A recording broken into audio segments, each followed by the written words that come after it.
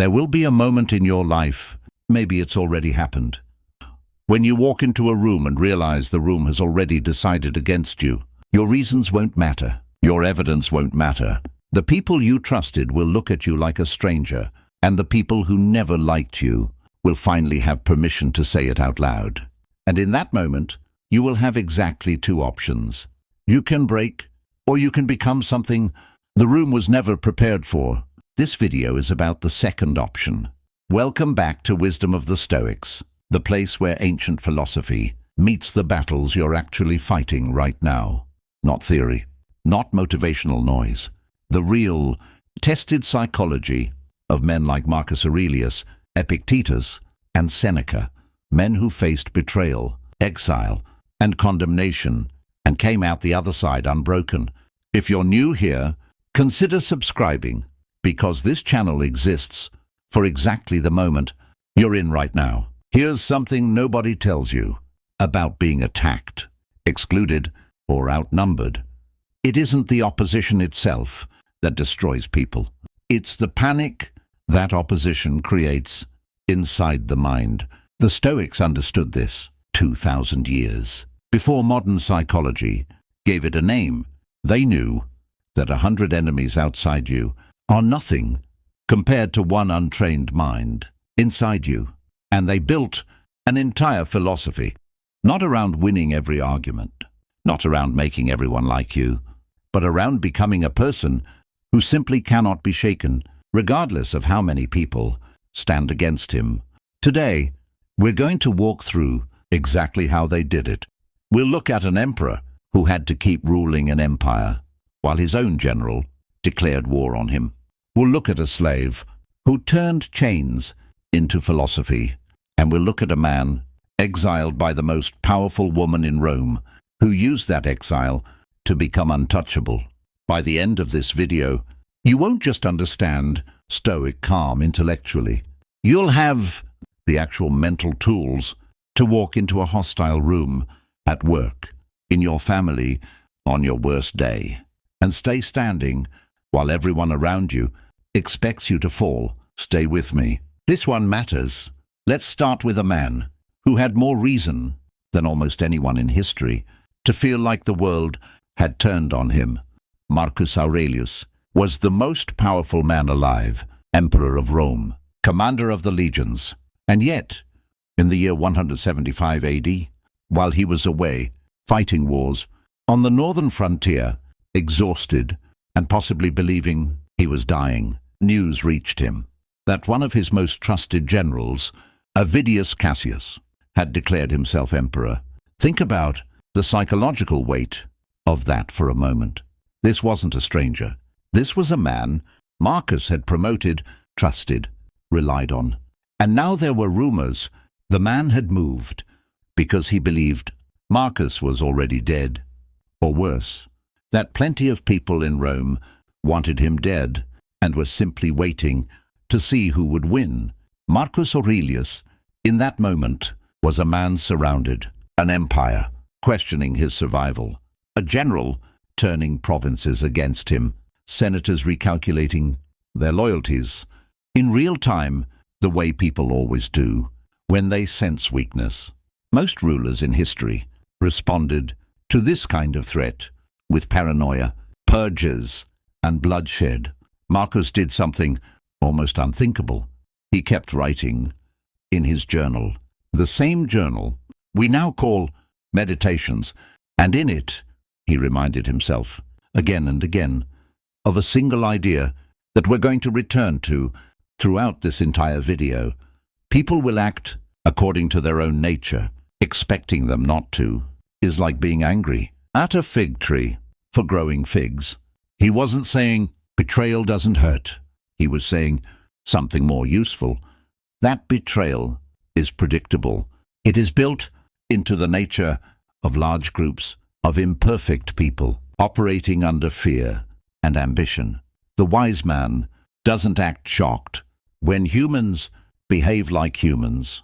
And here's the detail that should genuinely move you. When the rebellion collapsed and Cassius was killed by his own soldiers, Marcus reportedly grieved. He didn't celebrate. He had wanted the chance to forgive the man, not destroy him. He even reportedly protected the families connected to the rebellion from retaliation. That is what Stoic calm actually produces. Not coldness, not revenge fantasies. The capacity to remain humane even when betrayed by people who should have been loyal. If you've ever felt that exact sensation, the room turning, the group chat going quiet, the people who were supposed to have your back suddenly recalculating, you are standing exactly where Marcus Aurelius once stood. The only question is, which version of yourself shows up next? Now let's go to someone with even less power than an emperor. A man with, on paper, none at all. Epictetus was born into slavery in Hierapolis, in what is now Turkey. He didn't choose his name. Epictetus literally means acquired, or added on, a word used for property. He was, for a portion of his life, owned by a man named Epictetus, a former slave himself, who had become a secretary to the Emperor Nero and, by most historical accounts, a man capable of real cruelty. There's a famous, possibly embellished, but philosophically important story that Epictetus once twisted Epictetus's leg as punishment, and Epictetus calmly told him, "You will break it." And when it did break, he simply said, "Did I not tell you that you would break it?" With no anger, no plea, no collapse.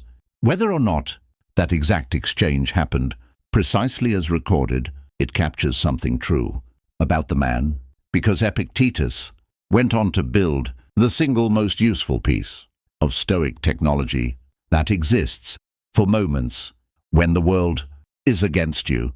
It's called the dichotomy of control, and once you understand it, you will never see conflict the same way again. Here it is, stripped down to its essence. Some things are within your power, and some things are not within your power. Your judgments, your responses, your choices, your effort, your character. Outside your power, other people's opinions, other people's choices, the outcome of events. Your reputation, in rooms you're not standing in. Epictetus's insight was brutal and freeing at the same time. He said that misery comes from confusing these two categories, from treating things outside your control as though they were inside it. When you do that, you hand your peace of mind to forces you can never actually command. A leg that can be broken by someone stronger than you, a jury of co-workers who already decided their verdict, a family member who has chosen, for reasons that may have nothing to do with you, to be against you. Once you stop trying to control the room, you stop being controlled by the room. This doesn't mean you don't care what happens. It means you stop confusing caring with needing to control the outcome. You can care deeply about being misunderstood and still refuse to let that misunderstanding own your nervous system. Here's a practical way to use this today. The next time you feel the panic rising because people are against you, ask yourself one question: am I currently trying to control something that was never mine to control?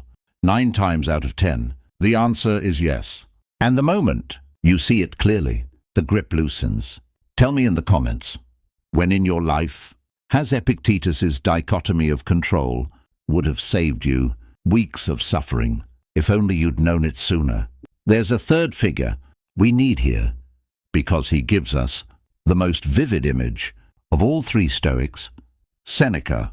Seneca's life was, frankly, a minefield of people turning against him. He was exiled to Corsica for 8 years on accusations of an affair with the emperor's niece. Accusations historians still debate.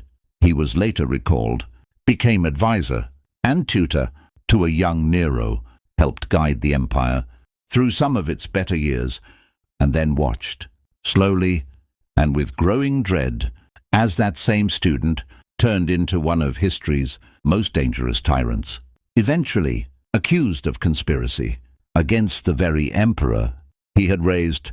Seneca was ordered to take his own life. He did so with what observers described as remarkable composure, comforting the people around him rather than the other way around.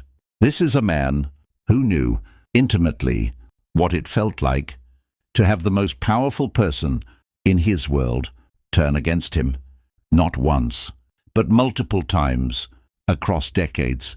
In his writing, Seneca leaves us one of the most enduring images in all of Stoic philosophy. He compares the wise man to a rock standing in the surf. Waves crash against it. Spray flies into the air. The sound is enormous, dramatic, violent, and the rock does not move. Read that again, because most people misunderstand it. The rock isn't unaware of the waves. The rock isn't pretending. The ocean is calm. The rock simply has a kind of internal density, a settledness, that the water cannot match. The waves exhaust themselves against the rock. The rock does not exhaust itself, resisting the waves. That is the entire Stoic theory of staying calm when everyone is against you in a single image. You are not trying to stop the waves. People are going to talk. People are going to judge. People are, in some seasons of your life, going to organize against you, sometimes for reasons that are fair, and sometimes for reasons that are not. Your job is not to control the ocean. Your job is to become the kind of person the ocean cannot move.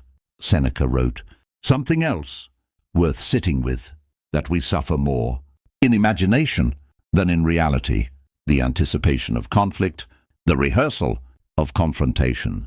In your mind, at 2 a.m., the imagined worst-case versions of what people are saying about you, that mental theater, does far more damage than the actual events ever do.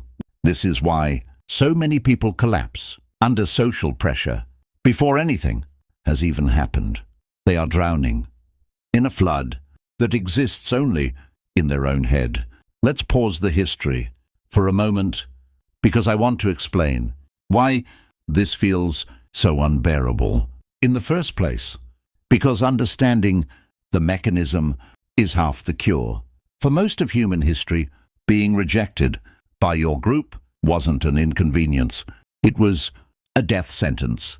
If the tribe turned against you, you lost protection, food, shelter, mating opportunities, everything. Your nervous system evolved, quite literally, to treat social exclusion as a survival threat, on par with physical danger. This is why being disagreed with online can trigger the same biological alarm bells as being chased by a predator. Your prefrontal cortex knows, logically, that a stranger's opinion on the internet cannot kill you. But your amygdala, the ancient alarm system in your brain, doesn't know the difference between everyone in this meeting disagrees with me and the tribe has exiled me into the wilderness to starve. That's why your hands shake before a hard conversation. That's why your chest tightens when you see your name mentioned in a group chat you weren't part of. That's why a single critical comment can ruin an entire day that was otherwise full of good things. It's not weakness. It's 80,000 years of evolution misfiring in a world that no longer matches the threat it's preparing you for. The Stoics didn't have neuroscience, but they had something almost as good, brutal self-honesty, about how the mind distorts reality under threat. And their solution wasn't to suppress the alarm. It was to retrain what the alarm was allowed to fire for. Here's a question worth sitting with for a second. How much of your suffering this year came from actual events versus your anticipation or interpretation of events? If you're honest, for most of us, it's not close. The interpretation does almost all of the damage. So now, let's get practical, because understanding the theory is one thing, using it the next time you're sitting in a hostile room is another. Here are 5 tools, drawn directly from these 3 men's lives and writings, that you can use, starting today. Tool 1. The view from above. Marcus Aurelius used to mentally lift himself above the situation, imagining himself looking down at the argument, the betrayal, the room, from a great height. Suddenly, the people who felt enormous and threatening become small. The conflict that felt like the center of the universe becomes one tiny disagreement in one tiny room on one small planet among billions of people who will never know or care that it happened. This isn't about minimizing your pain. It's about restoring proportion, because panic always exaggerates scale. Tool 2. Premeditation of evils. The Stoics regularly imagined the worst-case outcome of a conflict before it happened, not to manifest doom, but to strip it of its power, to shock. If you walk into a difficult meeting, having already imagined the worst version of what could be said to you, and you've already decided how you'll respond with dignity, even then, the actual meeting, no matter how hostile, will feel smaller than what you rehearsed. Surprise is what breaks people. Preparation is what holds them together. Tool 3. The inner citadel. This is the term modern Stoic scholars use to describe the part of Marcus Aurelius's mind that no external force could ever occupy. His judgment, his character, his choice of how to respond. Picture it as a fortress at the center of you. Enemies can surround the walls. They can shout at the gates. They cannot get inside unless you hand them the key, and the key is your consent to be disturbed. Nobody can make you furious, ashamed, or panicked without your mind's cooperation. That cooperation is the one thing you control completely in every room for the rest of your life. Tool 4. Separate the sting from the story. When someone criticizes or attacks you, there are actually 2 separate events happening. The raw sensation, which is small and passes in seconds, and the story you build on top of it. This means I'm a failure. This means they all secretly hate me. This means my reputation is destroyed forever. The Stoics insisted that almost all suffering lives in the story, not the sting. Practice noticing.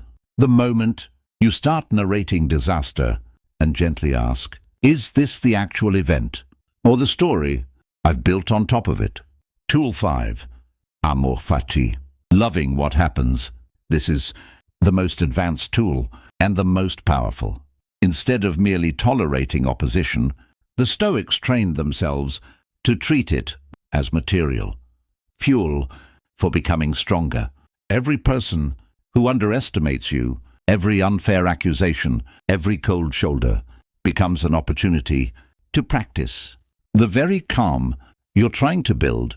You don't need the world to stop testing you.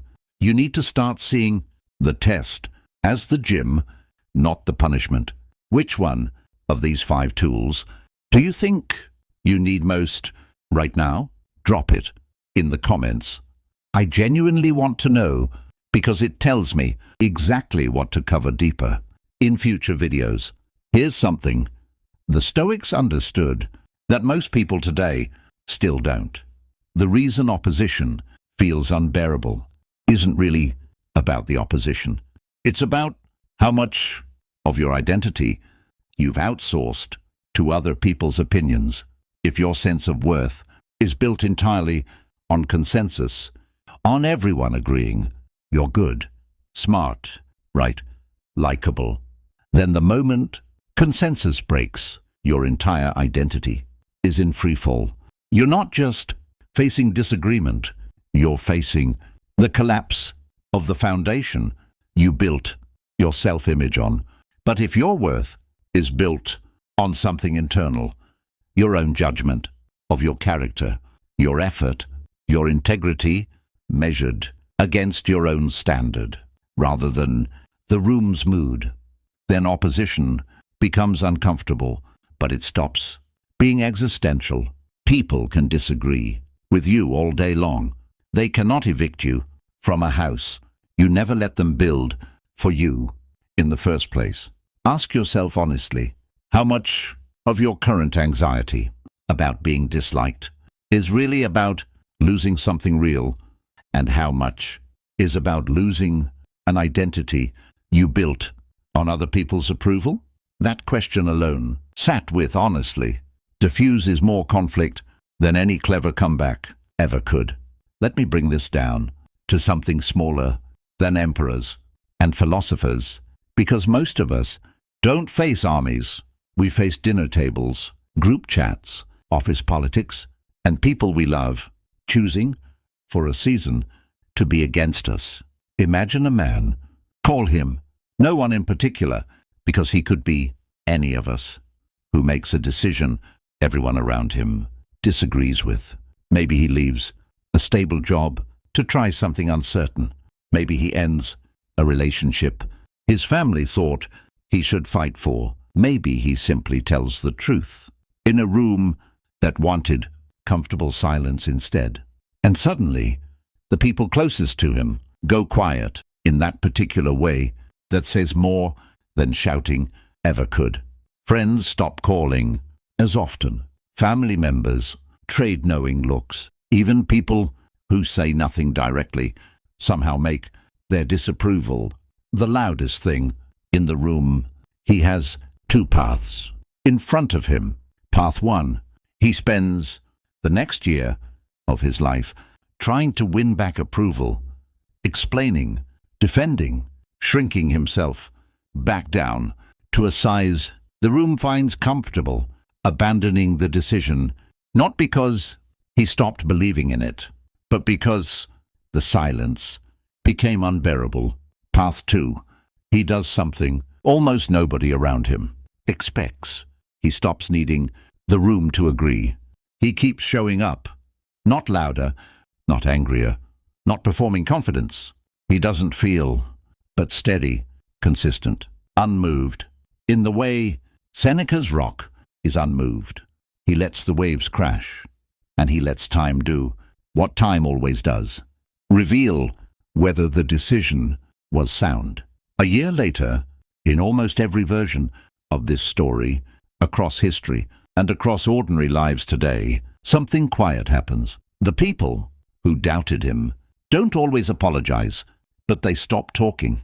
And eventually, some of them come back, not because he convinced them with arguments, but because his calm outlasted their certainty. That is the actual reward of Stoic resilience, not winning the argument in the room, outlasting the room. You don't need everyone to come around. You need to still be standing, undistorted, when the noise finally settles, because it always settles. It always has. So let's return to where we started. The moment you walk into a room that has already decided against you. Marcus Aurelius taught us that betrayal is predictable, not personal, in the way panic makes it feel, and that even in betrayal, you can choose to remain humane. Epictetus taught us the dichotomy of control, that the moment you stop fighting for things that were never yours to control, you take back the only thing that was always yours. Seneca taught us to become the rock, not the wave, to let the noise exhaust itself against your stillness, instead of exhausting yourself trying to silence the noise. None of this makes opposition painless. The Stoics were not pretending to be unfeeling statues. They grieved, they felt fear, they understood loss, What they refused to do was let that pain make their decisions for them. The next time you feel the room turning, remember, you don't need the room. You need the fortress inside you that the room can never enter unless you open the gate yourself. If this video gave you even one tool you'll actually use the next time you feel surrounded, that's exactly why this channel exists. Hit that like button so more people who need this find it. Subscribe if you want this kind of grounded, no-nonsense, Stoic guidance in your corner every week. And tell me below, what's the hardest room you've ever had to stay calm in? Until next time, stay steady, even when nothing else is.